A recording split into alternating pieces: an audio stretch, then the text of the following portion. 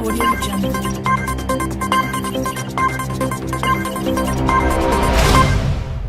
Donald Trump let loose on his attorney general for charges the Department of Justice brought against two sitting Republican members in recent days, complaining that the indictments handicapped the incumbents and jeopardized the GOP's standing in the House.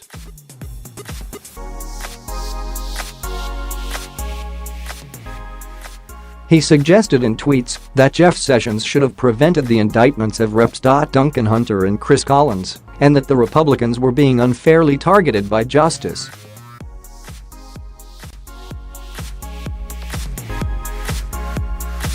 The president also compared Sessions unfavorably to FBI director he fired, Lyin James Comey, saying they'd become martyrs to the very same lawmakers who'd previously despised them after resisting orders from Trump.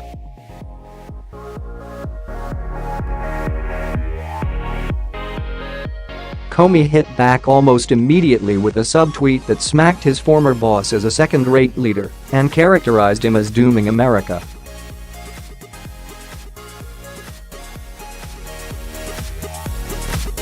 The drama unfolded on Labor Day afternoon after Trump forewent golf at the last minute on one of the hottest days of the summer.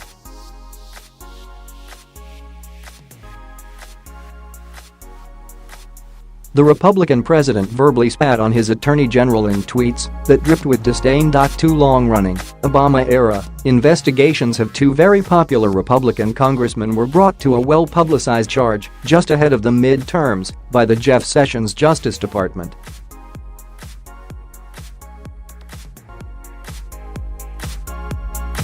Two easy wins now in doubt because there is not enough time. Good job, Jeff, the first one said. Trump angrily banged out second message several minutes that shifted to all caps at one point and further harangued Sessions by name.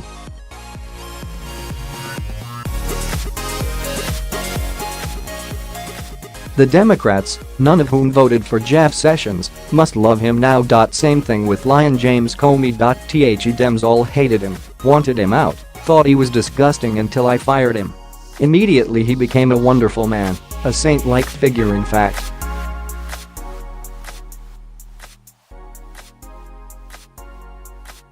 Really sick, he tweeted. Trump acknowledged that he was stuck with Sessions just days ago in an interview in which he committed to keeping his attorney general right where he is until the November elections.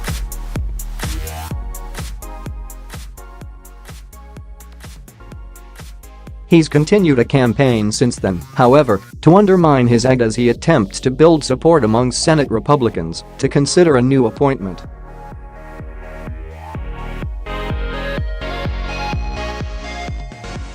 Trump's crusade against Sessions on Twitter came after he canceled a trip to his Virginia golf club in the blazing heat after stepping outside momentarily and going right back in.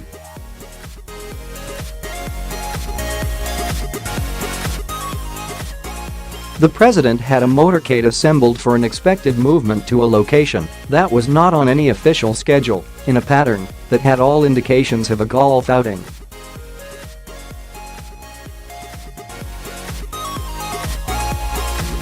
But after leaving the White House for all of 2 minutes, the president stayed behind, with plans to spend the day making calls on trade and undisclosed international issues.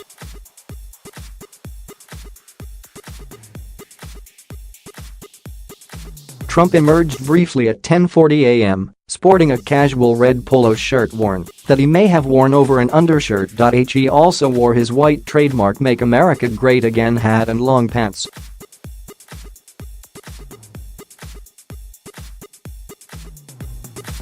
But he went back inside 2 minutes later, leaving assembled reporters and camera crews confounded. White House spokeswoman Sarah Sanders told CNN the president stayed at the WH to make calls specifically on trade and other international issues.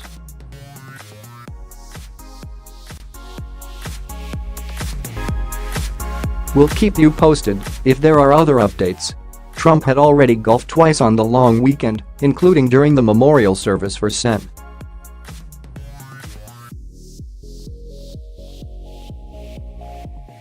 John McCain at the National Cathedral in Washington. The decision was noted in several news headlines. According to a running tally kept by NBC, Trump has golfed or visited a golf property for a full 25% of his 590 days in office, AOL.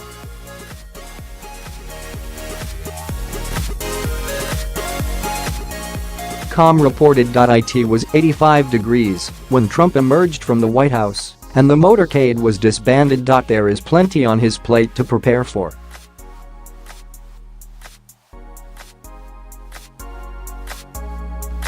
Talks with Canada remained at a standoff on Friday, Trump's deadline to try to bring the nation's northern neighbor into a renegotiated trade deal after reaching an agreement with Mexico.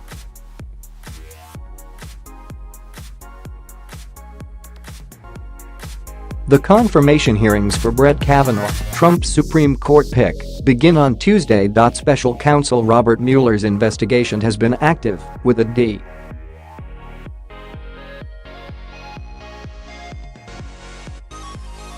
C lobbyist pleading guilty on Friday to arranging a straw donor to cover up a foreign donation to Trump's inauguration. The lobbyist, W.